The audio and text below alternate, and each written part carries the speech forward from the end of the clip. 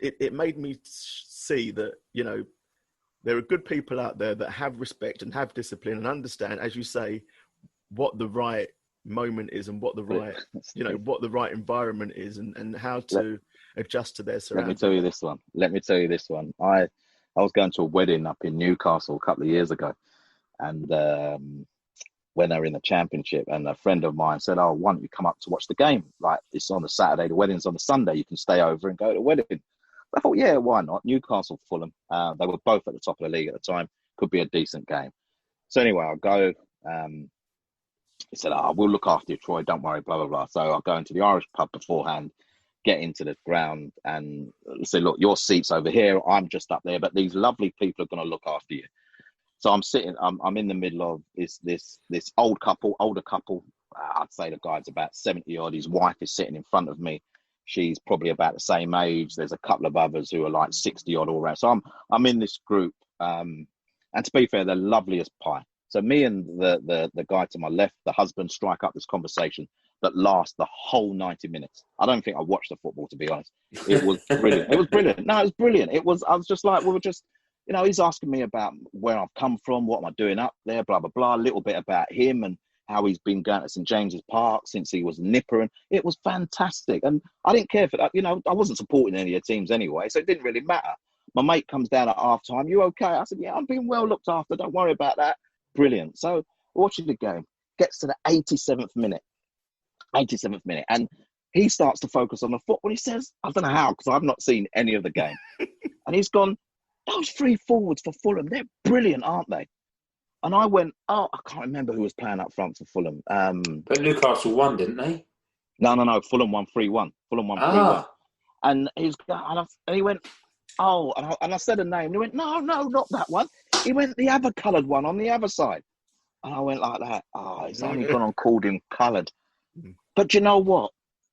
There was no malice in what and the way he said it, how he said it. Yeah. It's just terminology and language that he's been brought up with and has used, and no one's ever kind of said, "Oh, you can't say that." Do you know what I mean? And I kind of said to myself, now I could spend another hour after the game talking to him about why coloured is not acceptable anymore, or I could go and get a pint.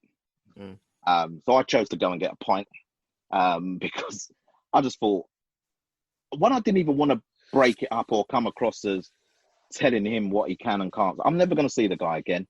And to be fair, I hear this a lot about, a generation that use the term coloured and they don't mean it in a disrespectful way because it's what they were brought up with and etc. And on another day, that might have spoilt my evening. It might have spoilt my even weekend. Going to the wedding next day. Yeah. But it never, because the 86 minutes before that showed me what kind of person he was. Do you know what I mean? He's genuine. He was a genuine fella. So yeah, exactly. I was shocked. When he said coloured, there was a dilemma. But you know what? The 86 minutes before that showed, like you said, Stacey, he was genuine. He was and he to talk to me for 86 minutes. I didn't get many words in, but it was really nice. You know, it was really, really nice. So sometimes you just got to look at people and think, like you say, they're proper, genuine, respectful, and has just used terminology that he probably uses at home, because he's never been taught any different. You know, that's correct. Yeah, he wouldn't. Yeah. So last thing, because we're well over the hour. I knew we would be, but I knew we would. So like we spoke about, kick it out and all that sort of stuff. But there's another initiative, and I always get this wrong. I think I always get this wrong. I think it's Raise Your Game, RYG. Yeah. Are you involved? Yeah. You involved in that? So, and that's. Can you explain about that? Because that seems to be where you go around visiting Premier League clubs or clubs, not necessarily Premier League you've got it all wrong. You've got it all wrong, Steve, but never mind. So Equality Inspires is the educational program that I run, where I go around to the clubs and educate players, staff, parents. Raise Your Game is an initiative around mentoring and providing opportunity. So I head that up as well. I think it's what I spoke about at the start. We have events. We provide one-to-one mentoring. We've got some of the biggest names within football who mentor across 7 different disciplines, anything away from the playing side of the game. I can't offer anyone a contract to play, but definitely in terms of the media, football business, management and coaching, refereeing, sports science, the work of intermediaries. I think I've got them all. We provide mentoring opportunities. We had just before lockdown, we had our media event at Sky Sports, where Sky opened up their doors to us, and we've got the likes of David Jones, who obviously presents the Super Sunday, and Bella Shah, one of the presenters, Dharmesh Chef. All those people. Kate Mason, who's a top Spurs supporter, so I better give her a shout out. All those people offering advice and mentoring if you want to work in the media industry. We had a women's only event at Chelsea, Stamford Bridge, and we had an intermediary event, so the work of player services at USM, who's Unique Sports Management, who look after a lad I know called Andros Townsend, and used to look after the Harry Kane and Wilf Zaha. We want to provide people, particularly young people, with the knowledge and expertise that I didn't get when I was growing up. The kind of things that you'd love to have gone to and maybe steered your career in another direction, and being mentored by some of the greats, Henry Winter at the Times from a media perspective, Darren Lewis, Clive Tilsley, the people at Sky that I've mentioned. I had Jurgen Klopp and Gareth Southgate on a Zoom call with four coaches, Emma Hayes. It's a program that I came through that got me the volunteering opportunity. So it's something that I'm really passionate about, mentoring young people, inspiring them to believe in their dreams, that they can work in this industry and that we can diversify the game and bring good young talent.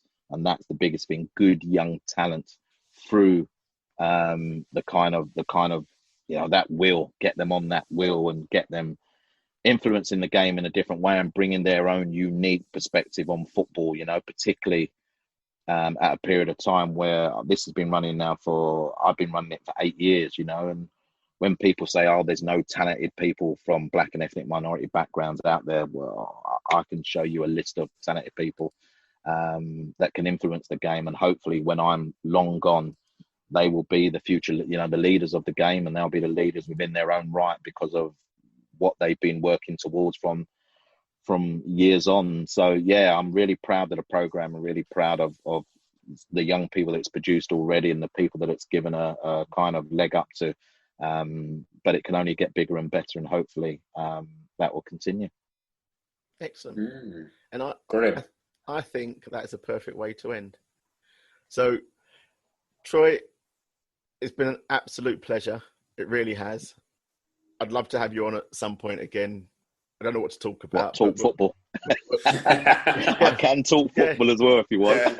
We're going to do football. 100%. I mean, we'll have you on just to talk football, but I thought it was really important to take this opportunity. Certainly, in terms of timing, for us, like with how things are at the minute, but also because the season's over and everything like that, it's a perfect time to talk stuff that's not specifically that Tottenham were poor and all that sort of all that malarkey. So perfect. Really, thank you for giving up your evening, Stace. Absolute pleasure. Thanks for being my +1 again.